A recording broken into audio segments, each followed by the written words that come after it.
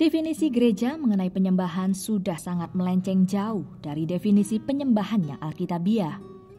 Sementara dalam firman Tuhan kita tahu bahwa Tuhan tidak mencari penyembahan, namun Dia mencari penyembah yang benar, yang menyembah dalam roh dan kebenaran.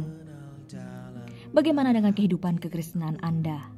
Sudahkah Anda menyembah Tuhan dengan hidup dalam kebenarannya hari demi hari? Atau kita hanya menjadi penyembah ketika kebaktian dan ibadah minggu saja? Sementara di luar itu kita tetap hidup di luar kebenarannya Tuhan. Telah hadir di studio Good News program Frankie Kuncoro, narasumber yang sudah tidak asing lagi, seorang penyanyi, pencipta lagu, juga merupakan founder dari Unlimited Worship dan Worship Development Head dari Gereja Mawar Sharon.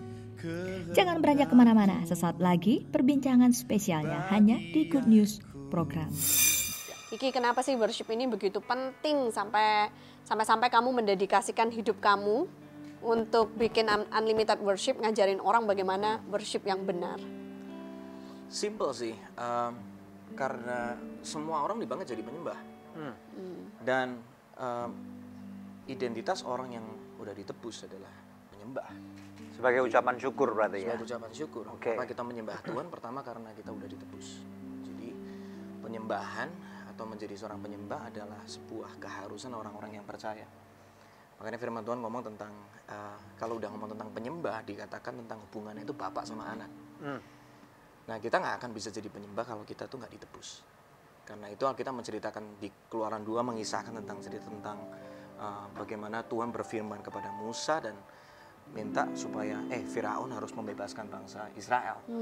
Di situ ada kata-kata yang nampol banget tuh. Ada kata-kata let my people go so they can worship me.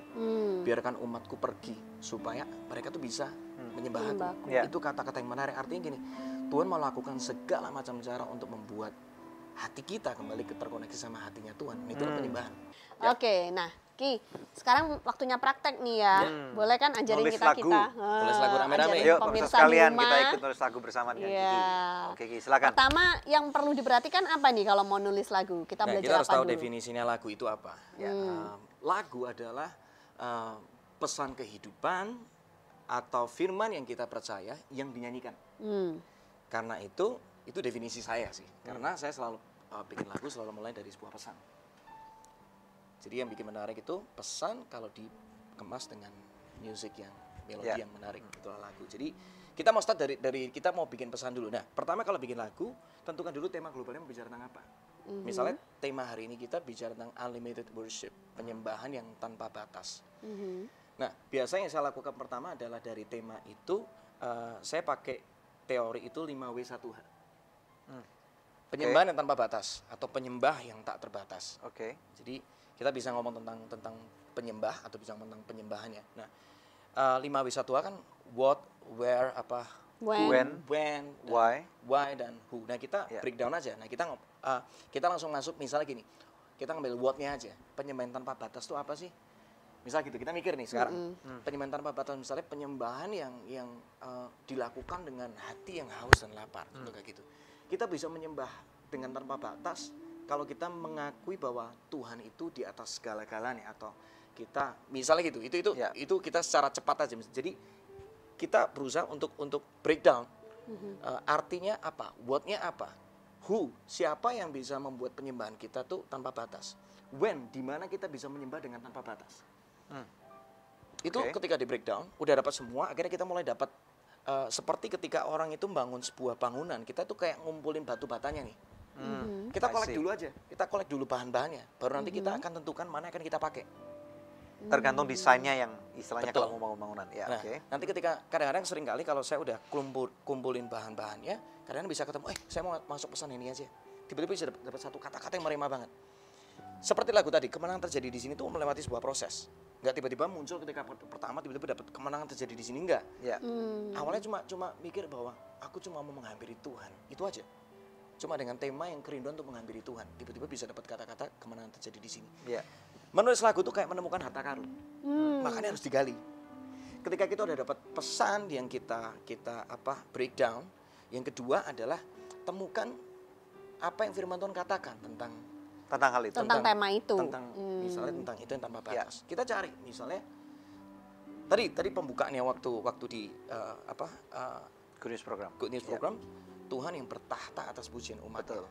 Mungkin nanti itu kita akan pakai kata-kata itu untuk memperlengkapi. Saya tiba-tiba teringat tentang kisah tentang Paulus dan Silas nih, tiba-tiba. Kisah Paulus 16 mengatakan bahwa mereka tuh menyembah dengan sekuat tenaga. Ya. Jadi mungkin nanti ketika verse-nya kita bisa ngomong tentang menyembah Tuhan dengan sekuat tenaga itu seperti apa, sehingga kita bisa mengalami ketidakterbatasan Tuhan atau kemustahilan itu bisa terjadi, bisa kayak gitu. Nah, misalnya kita udah ketemu nih, tadi misalnya akhirnya dari kata-kata itu kita ketemu dengan karena Engkau yang bertahta atas pujian umatmu membuat kami yang terbatas menjadi tanpa batas, misalnya kayak gitu. Itu misalnya. Jadi itu semua harus ditulis gitu. Tulis. Kayak semacam sketches gitu ya. Betul, itu kayak gambar kita kayak bikin blueprint bener-bener. Ayo coba kumpulin itu semua. Udah habis itu firman Tuhan dimasukkan di sana karena gini, lagu yang bagus harus biblical. Tentunya. Worship song Karena ini harus adalah biblical. penyembahan kepada Tuhan. Iya, harus Ya, biblical. ya, ya. Nggak bisa cerita fiksi. Nggak bisa kita salah mengartikan pesan firman Tuhan. Itu kalau kayak gitu bisa menyesatkan. Betul. Makanya Ya, kita setuju. ketika udah worship song harus biblical. Harus cek ini benar nggak pengertian teologinya seperti ini. Ya. Gitu. Karena firman Tuhan kalau firman Tuhan itu punya kebenaran, karena kalau kebenaran kita percaya, kita mengerti, Ya. itu lagi punya kuasa. Hai pemirsa, Anda diberkati dengan episode yang baru saja Anda saksikan. Jangan lupa subscribe di channel YouTube kami, oke? Karena masih ada begitu banyak episode Good News lainnya yang pasti akan memberkati kehidupan Anda.